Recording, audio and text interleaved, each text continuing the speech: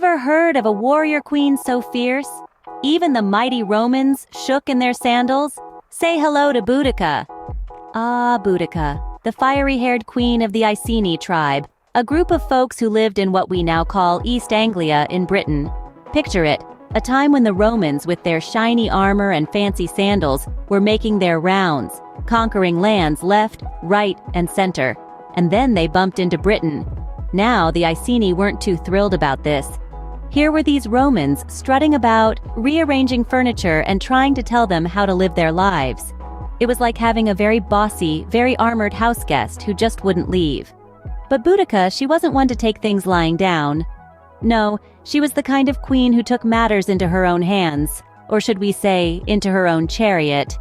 That's right, she was a chariot-driving, sword-swinging queen who wasn't about to let some Roman legion dictate her day. When the Romans tried to seize her kingdom after her husband's death, they didn't just ruffle some feathers. They poked the bear, or should we say, they poked the lioness. And boy did they regret it.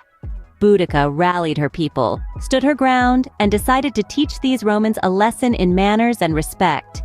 And so she began her rebellion, not with a whisper, but a roar. She rallied her troops, gave a speech that would have made even the most hardened Roman soldier quake in his sandals, and charged into battle. Boudica was a force to be reckoned with, and she was just getting started. So Boudica, a queen with a bone to pick, decided to give the Romans a taste of their own medicine, and boy were they in for a surprise. Boudica wasn't about to let the Romans stroll in and take over. Oh no, she was ready to rumble. Now imagine this. You're Boudica, a Celtic queen in the middle of the 1st century. The Romans, those well-dressed Colosseum-obsessed invaders, decide your land is now their land. Now, you could roll over and let them have their way, but you're Boudica, a badass, not a doormat. So what do? You rally the troops and say, "Not on my watch, Rome." Boudica becomes a one-woman hype machine, getting the tribes together for the mother of all rebellions. She's like that one friend who convinces everyone to go out on a Tuesday night. Only instead of shots and questionable dance moves, it's all about war cries and battle strategies. And boy, do they get the job done. These Britons, they weren't just fighting. They were putting on a show of force that would make even the most seasoned Roman soldier say, "Mamma mia!" The Romans were like deer caught in headlights, or rather, chariots in this case. Let's talk victories.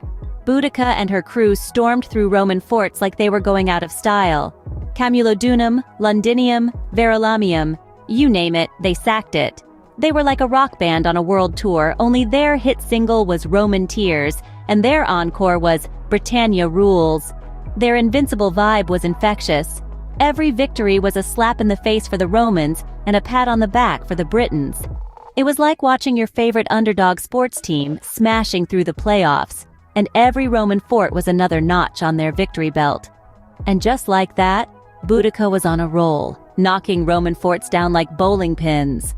But the Romans weren't about to be outdone by a bunch of Brits. They were ready to fight back. So they thought. But hold on to your togas, folks, because the Romans were in for a wild chariot ride.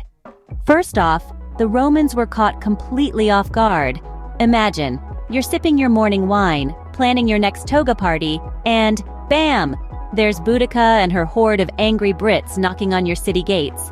They probably spilt their wine, and let's be honest, that's the real tragedy here. The Romans, bless their hearts, they tried to organize a defense, but it was about as effective as a gladiator armed with a wet noodle. The Brits, led by Boudica, an iron-willed woman with an axe to grind, were burning through Roman towns faster than a wildfire in a wheat field. The Romans were, to put it mildly, freaking out. Now, the Romans were known for their military strategies, but this was uncharted territory for them. They were used to picking fights, not having them picked. So they turned to their trusty playbook, dusted off some old strategies, and tried to make a stand. But you know what they say about the best-laid plans of mice and men? Or, in this case, Romans. Despite their attempts, the Romans were getting their togas handed to them. Boudica's forces were like a storm, unpredictable and devastating. The Romans were left running around like chickens with their heads cut off, which, let's be honest, is a sight no one can take seriously. But Rome wasn't built in a day, and it wasn't going to be taken down in one either. The Romans, realizing they'd bitten off more than they could chew, started to get their act together. They began to regroup, rethink, and reload. After all, they were the Romans, masters of the comeback. And as we all know, it's not how you start the fight, it's how you finish it. The Romans, realizing they'd bitten off more than they could chew, started to get their act together. Better late than never, right? It was time for the climax, the ultimate showdown between Boudicca's Brits and the Romans. Now imagine this, folks. One side's got the home field advantage, the other side's got the snazzy uniforms. It's like a Roman-British Super Bowl, only with more chariots and, well, actual stakes. So, Boudica, our fiery-haired heroine, she's all fired up, right? She's got an army of Brits that's larger than the population of a small country. And these guys, they've got a bone to pick with the Romans. Their strategy? Simple. Overwhelm them with sheer numbers. It's like trying to stop a tidal wave with a bucket.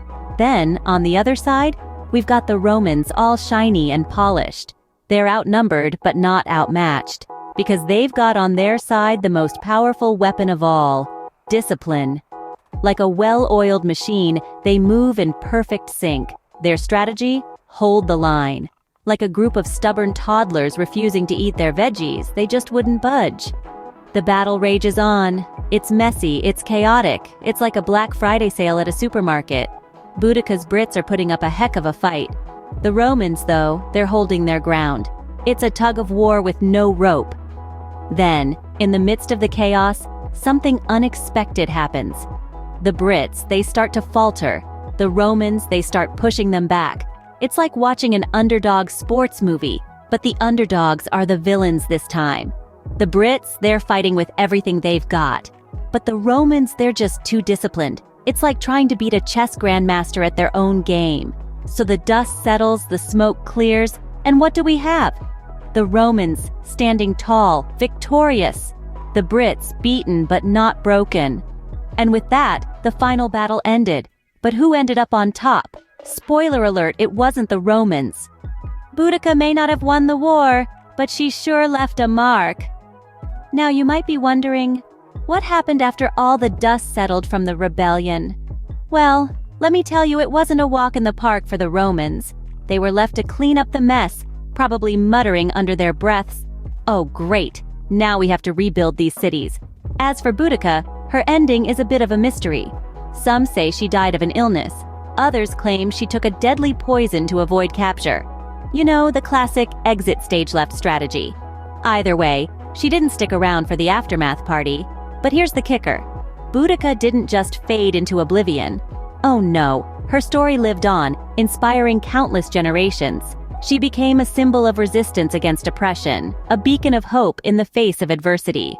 She was the original rebel queen, making her mark long before the likes of Daenerys Targaryen or Katniss Everdeen. Her legacy also had an impact on the Romans.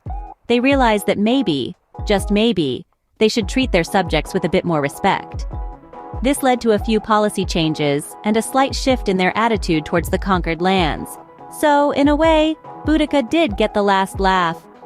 Fast forward to the present day, and Boudica's story is still being told. She's the subject of books, movies, and even video games. There's even a statue of her in London, standing tall and fierce, a constant reminder of her bravery and determination. So next time you're in a tough situation, just think, what would Boudica do? Probably something badass, right? So, there you have it, the story of Boudica, the warrior queen who gave Rome a run for its money. Bet you won't forget her in a hurry.